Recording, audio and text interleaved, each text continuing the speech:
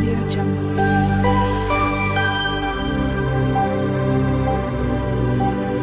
Audio Jungle.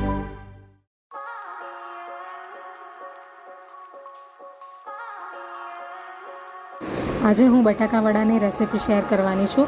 એના માટે મેં 500 ગ્રામ બટાકાને બાફીને સ્મેશ કરી લીધા છે. આપણે આ વડાની અંદર નાખવા માટે આ મસાલો કરી લઈએ. એમાં 10 કળી જેટલી લસણ લીધા છે અને આ 1 ઇંચનું આદું લીધું છે અને 2 થી 3 મરચાં લીધેલા છે, જેને મેં કાપી લીધા છે.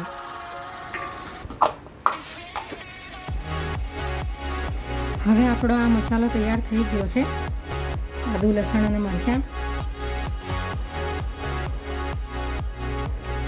આપણે બટાકા વડાનું સ્ટફિંગ તૈયાર કરી લઈએ. એમાં 1 મોટા ચમચા જેટલું તેલ નાખીશું. એમાં અડધી ચમચી રાઈ નાખીશું. થોડું અંદર જીરું પણ નાખીશું, અડધી ચમચી જેટલું, 5 ચમચી જેટલું. હવે આપણે એમાં અડધી ચમચી હિંગ નાખીશું. આ થોડા કડી પત્તા છે જે મેં ટુકડા કરી લીધા છે. આ આદુ, લસણ અને લીલા મરચાંનો જે મેં મિક્સીમાં ક્રશ કરી લીધા છે.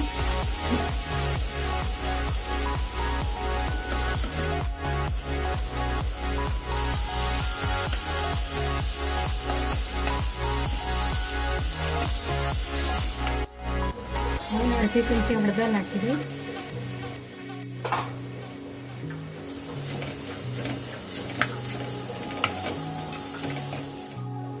હવે આ બટાકા જે મેં એને આખા ભાગા ચૂંદી લીધા છે એ નાખી દઈશ.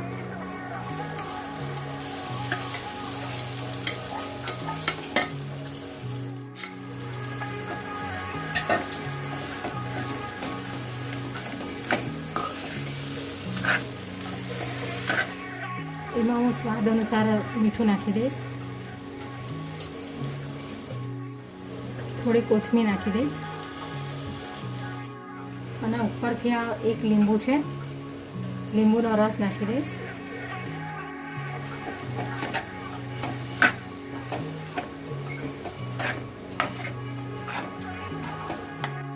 હવે આપણું આ સ્ટફિંગ તૈયાર થઈ ગયું છે બટાકાનું. હવે આપણે એને ઠંડુ પડવા માટે 10-15 મિનિટ માટે મૂકી દઈશું. હવે આપણે ગેસ બંધ કરી દઈશું. હવે એને ઠંડુ પડવા દઈએ થોડીક વાર. હવે આ સ્ટફિંગ ઠંડુ થઈ ગયું છે તો આપણે હવે એને ગોળ શેપમાં કરી લઈએ. મેં થોડું હાથમાં તેલ લગાવ્યું છે. તમારે જેટલા મોટા કે નાના કરવા હોય એ શેપમાં તમે કરી શકો છો. આ રીતના ગોળ શેપ આપી દેવાનો.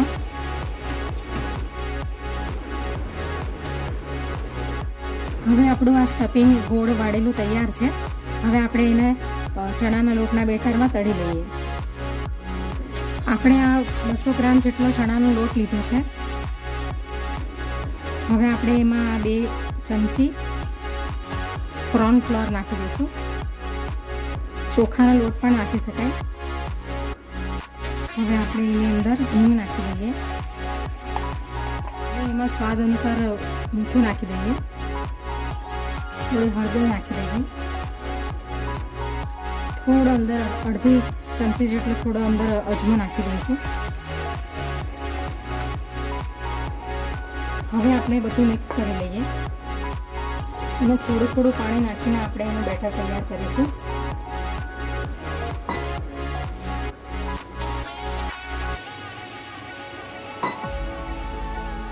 બેટર બહુ જાડું પણ નથી બનાવવાનું અને બહુ પાતળું પણ નથી બનાવવાનું.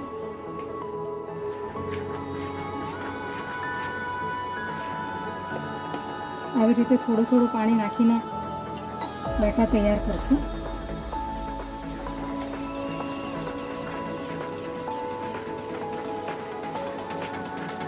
હવે આપણું બેટર તૈયાર થઈ ગયું છે. આવું તૈયાર કરવાનું છે.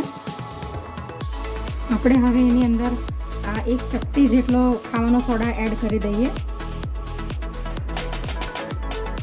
મિક્સ કરી લઈએ.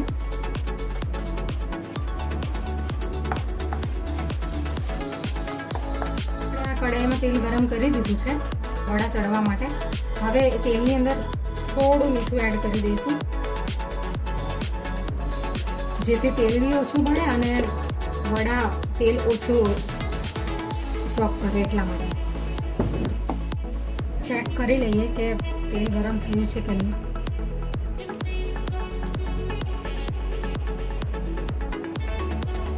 થઈ ગયું છે.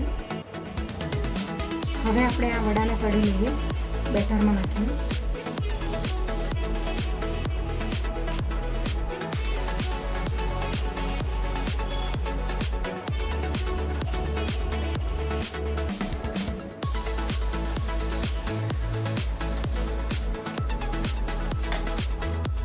આપણા વડા તળાઈ ગયા છે, એને આપણે ટીશ્યુ પેપરવાળી ડીશમાં કાઢી લઈશું.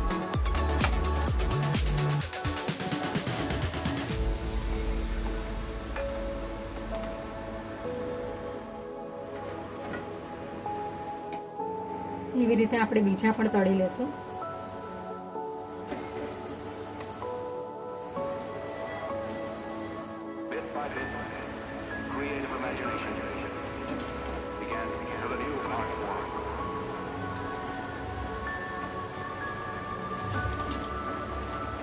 આવી જ રીતે બધા વડાને આપણે તળી લેવાના છે.